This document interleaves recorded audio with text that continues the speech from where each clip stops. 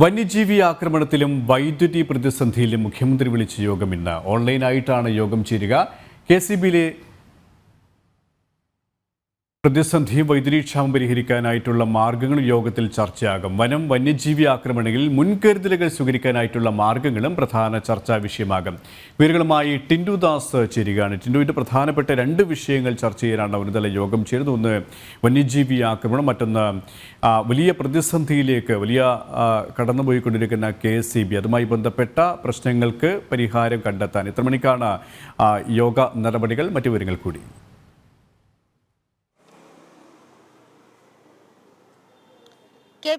പ്രധാനപ്പെട്ട രണ്ട് വിഷയങ്ങളിലാണ് ഇന്ന് മുഖ്യമന്ത്രി വിളിച്ച ഉന്നതതല യോഗം ചേർന്ന്. നമുക്കറിയാം, സംസ്ഥാനത്തെ ഏറ്റവും പ്രധാനപ്പെട്ട വിഷയമെന്ന് പറയുന്നത് വനമേഖലയിലെ വന്യജീവി ആക്രമണങ്ങൾ തന്നെയാണ്. 2024 ഏതാണ്ട് 7ഓളം പേരാണ് വന്യജീവിയുടെ ആക്രമണത്തിൽ മാത്രം കൊല്ലപ്പെട്ടത്. അപ്പോൾ ഈ വിഷയങ്ങളിലൊക്കെ ചർച്ച ചെയ്യാനും ഒക്കെ ആയിട്ടാണ് ഇന്ന് ഉന്നതതല യോഗം ചേരുക. വനം വകുപ്പിലെ പ്രധാനപ്പെട്ട ഉദ്യോഗസ്ഥരെയും ഒക്കെ ജില്ലാ കളക്ടർമാരെയൊക്കെയാണ് ഓൺലൈൻ യോഗത്തിൽ വിളിച്ചിട്ടുള്ളത്. ഇതിൽ വനം വന്യജീവി ആക്രമണങ്ങൾക്ക് മുന്നോടിയായി സ്വീകരിക്കാവുന്ന മുൻകരുതലുകൾ എന്തൊക്കെയാണെന്നാണ് പ്രധാനപ്പെട്ട ചർച്ചാ വിഷയമാകുന്നത്. നമുക്കറിയാം, ഏറ്റവും കൂടുതൽ ജംബോ അറ്റാക്കുകളാണ് ഏറ്റവും കൂടുതൽ കാട്ടാന ആക്രമണങ്ങളാണ് സംസ്ഥാനത്ത് ഉണ്ടായിട്ടുള്ളത്. ഏതാണ്ട് 4 പേര് കാട്ടാന ആക്രമണത്തിൽ തന്നെ ജനുവരിയിലും ഫെബ്രുവരിയിലുമായി കൊല്ലപ്പെട്ടു. അപ്പോൾ എന്തുകൊണ്ടാണ് ഈ കാട്ടിൽ നിന്നും വന്യജീവികൾ ഇങ്ങനെ നാട്ടിലേക്ക് ഇറങ്ങുന്നത്, ആക്രമണങ്ങൾ ഉണ്ടാകുന്നത്, അവയെ എങ്ങനെ തടഞ്ഞു നിർത്താൻ തുടങ്ങിയ കാര്യങ്ങളാണ് ചർച്ചയാവുന്നത്. കഴിഞ്ഞ ചർച്ചയിൽ ഏറ്റവും പ്രധാനമായി മുന്നോട്ട് വെച്ച കാര്യമെന്ന് പറയുന്നത് വനവും നാടുമായി, അതായത് നാടും കാടുമായി അതിർത്തി പങ്കിടുന്ന പ്രദേശങ്ങളിൽ CCTV ക്യാമറകൾ സ്ഥാപിക്കും. അതോടൊപ്പം തന്നെ ഈ CCTV ദൃശ്യങ്ങളെ കേന്ദ്രീകരിച്ചുകൊണ്ട് അലേർട്ട് സംവിധാനങ്ങൾ കൊണ്ടുവരും. ആന കാട്ടിൽ നിന്നും നാട്ടിലേക്ക് ഇറങ്ങുന്ന ഒരു പരിധിയുണ്ട്. ആ പോയിന്റിലായിരിക്കും ഇത്തരത്തിൽ CCTV സ്ഥാപിക്കുക, അല്ലെങ്കിൽ ക്യാമറകൾ സ്ഥാപിക്കുക.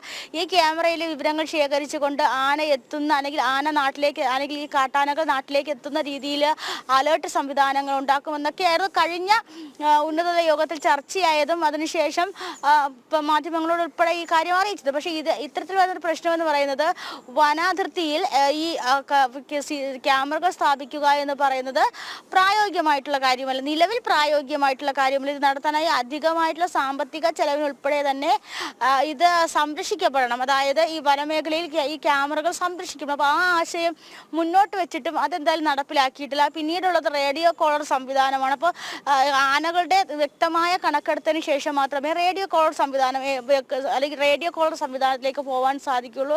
പിന്നെ ഉള്ളതെന്ന് പറയുന്നത് ആപ്പുകളും CCTV അല്ലെങ്കിൽ ഇത്തരത്തിലുള്ള ക്യാമറകൾ വഴി ഡേറ്റകൾ ശേഖരിച്ചുകൊണ്ട് ഈ വനാതിർത്തിയിൽ താമസിക്കുന്ന ആളുകൾക്ക് ആപ്പുകൾ വഴി അലേർട്ടുകൾ കൊടുക്കുക എന്നത്. അതും സാങ്കേതിക വിദ്യാഭ്യാസത്തിന്റെ പരിമിതി നമുക്കറിയാം. വനമേഖലയിലായാലും അല്ലെങ്കിൽ സാധാരണക്കാർക്കിടയിൽ സാങ്കേതിക വിദ്യാഭ്യാസത്തിനൊരു പരിമിതിയുണ്ട്, അല്ലെങ്കിൽ സാങ്കേതിക അറിവിനൊരു പരിമിതിയുണ്ട്. ഈ പരിമിതി കടന്നുകൊണ്ട് നടപ്പിലാക്കാൻ സാധിക്കില്ല. അപ്പോൾ ഏറ്റവും കൂടുതൽ അത്യാവശ്യമായിട്ട് സംസ്ഥാനത്തെ വനം വന്യജീവി ആക്രമണങ്ങളിൽ എന്തൊക്കെ മുൻകരുതൽ സ്വീകരിക്കാമെന്നായിരിക്കും ചർച്ചയാകുന്നത്. രണ്ടാമത് KSEB ആണ്. KSEBിലെ ധനപ്രതിസന്ധിയും അതുപോലെ തന്നെ ചൂട് കൂടുന്ന സാഹചര്യത്തിൽ വൈദ്യുതി ഉപയോഗം കുറയ്ക്കുന്നതും പുറത്തുനിന്ന് വൈദ്യുതി വാങ്ങുന്നതുമായിട്ടുള്ള വിഷയമായിരിക്കും ഇന്നത്തെ ഉന്നതതല യോഗം ചർച്ച ചെയ്യുന്നത്. ഏതായാലും രണ്ട് പ്രധാനപ്പെട്ട വിഷയങ്ങളിലാണ് ഇന്ന് തലസ്ഥാനത്ത് ഉന്നതതല യോഗം ചേരുന്നത്. ടിൻഡുവാണ് വിവരങ്ങൾ നൽകിയത്.